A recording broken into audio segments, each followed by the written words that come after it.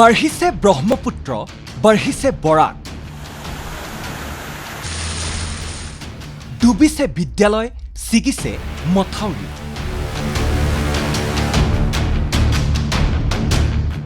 প্ৰান্তে প্ৰান্তে আজিও অপৰিৱৰ্তিত বান পৰিস্থিতি। বছৰৰ প্ৰথমটো বানে বিপৰ্যস্ত কৰি তুলিছে নৈপৰীয়া ৰাইজৰ জনজীৱন।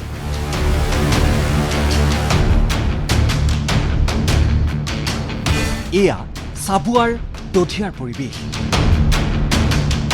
4 দিন ধৰি মাটিৰ মুখ দেখা নাই এইসকল বানতীয়াই। পানীৰ তলত ডিব্ৰু-চৈখোৱা ৰাষ্ট্ৰীয় উদ্যানৰ বিস্তীৰ্ণ এলেকা। গৃহবন্দী বানপীড়িতৰ একমাত্ৰ সাৰথী হৈ পৰিছে টুলুঙা নাও। ব্যাহত হৈ পৰিছে বিদ্যালয়সমূহত পাঠদান।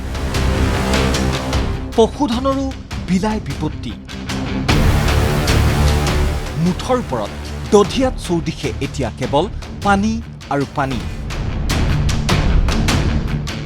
আজি কুপতি সম্পূৰ্ণ নহল দধিয়াবাসীৰ পুনৰ সংস্থাপন প্ৰক্ৰিয়া।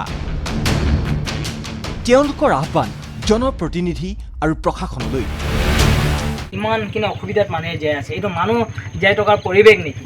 যে আমাৰ শদিয়াৰ পৰা ধুবুৰীলৈকে আমাৰ মিচিং বুদ্ধিজীৱী আছে, তেওঁলোকে এই সমস্যাখিনি আজি ছ'চিয়েল মিডিয়াৰ যোগেদি দৃষ্টিগোচৰ কৰি চাই আছে যে আপোনাৰ এই সমস্যাটো কেনেধৰণে পৰিত্ৰাণ কৰিব পাৰি, তাৰ প্ৰতি আপোনালোকে সহায়ৰ হাত আগবঢ়াই আমি অনুৰোধ জনাইছোঁ। জিলা প্ৰশাসনৰ মুৰব্বীসকলক, ডিব্ৰুগড় জিলা প্ৰশাসনৰ মুৰব্বী আমাৰ বিক্ৰম কৰি ছাৰক যে এই সমস্যাখিনিক আপুনি নিজে আহি যাতে ভোজ লয়, আমাৰ চাবুৱা বিধানসভা সমষ্টিৰ স্থানীয় বিধায়ক মহোদয়ক আহ্বান জনাইছোঁ। এয়া ডবকাৰ দৃশ্য। পথ, উপপথ, বাসগৃহ, বিদ্যালয় সকলো বানৰ কবলত। ভেদৱাতীৰ চলিহা প্ৰাথমিক বিদ্যালয়ত এটা অস্থায়ী শিবিৰ স্থাপন কৰা হৈছে যদিও যথা সময়ত যথোপযোগী খাদ্য সামগ্ৰী লাভ নকৰাৰ বাবে অসন্তুষ্টি বানপীড়িতৰ। হোজাই প্ৰশাসনে স্থাপন কৰা আন এটা শিবিৰত দুদিন ধৰি আশ্ৰয় গ্ৰহণ কৰি আছে শিশু, মহিলাসহ 4 শতাধিক লোকে। আমাৰ ৰিলিফ পাওঁতে বহুত দেৰি হৈছে। অলপ চাউল পাইছোঁ আমি ৰাতি 10টাৰ পিছত পাইছোঁ। 5 বস্তা চাউল মাত্ৰ এতিয়ালৈকে পাইছোঁ আমি। আমাৰ MLA সিৰাজউদ্দিন আজমল এখনো দেখছি না, তাই বড় দুঃখী মানুষ। গোৱালপাৰাৰ কৃষ্ণাইৰ 112 নং চি কৃষ্ণাই প্ৰাথমিক বিদ্যালয়ত কৃত্ৰিম বানৰ বাবে বন্ধ হৈ আছে পাঠদান। ৰাষ্ট্ৰীয় ঘাইপথ প্ৰাধিকৰণ তথা 4 লেনযুক্ত পথ নিৰ্মাণকাৰী সংস্থাৰ নলা নিৰ্মাণত আখুৱাহ ৰৈ যোৱাৰ বাবেই এই পৰিস্থিতিৰ উদ্ভৱ হোৱাৰ অভিযোগ প্ৰধান শিক্ষকৰ। আমাৰ যিটো নেশ্যনেল হাইৱে 4 লেন বনাই আছে, তাতে যিটো আমাৰ ড্ৰেইন বনাইছে, এতিয়া ড্ৰেইন বনোৱাৰ ফলত আমাৰ পানীটো যোৱা বন্ধ হৈ গৈছে। কাৰণ ড্ৰেইনটো হৈছে ওপৰত, যিমানখিনি তলৰ পৰা দিব লাগিছিল তেওঁলোকে ওপৰৰ পৰা দিছে, পানীখিনি বাগৰি নাযায়। হাইলাকান্দিৰ কাঠখাল কালীনগৰ গাঁৱৰ 70টাৰো অধিক পৰিয়ালে অন্নদাচৰণ ছোৱালী হাইস্কুলত আশ্ৰয় লৈ আছে। বানৰ মাজতে কৰিমগঞ্জ প্ৰশাসনৰ বিৰুদ্ধে প্ৰতিবাদত নামিল এইসকল ক্ষোভিত ৰাইজ।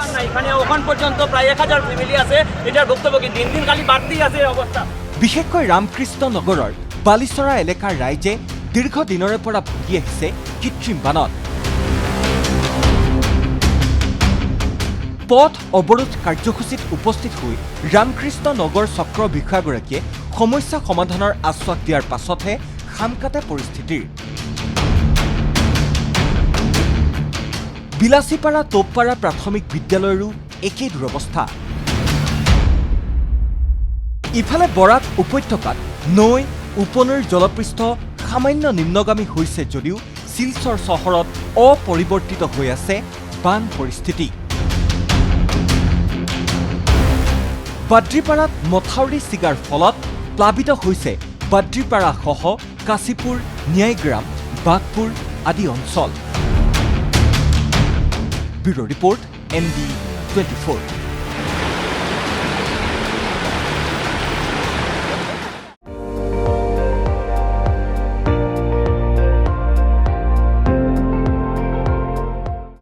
আপুনি চাই আছে ND24, সৰ্বশ্ৰেষ্ঠ নহয় সৰ্বোত্তমৰ দৌৰা।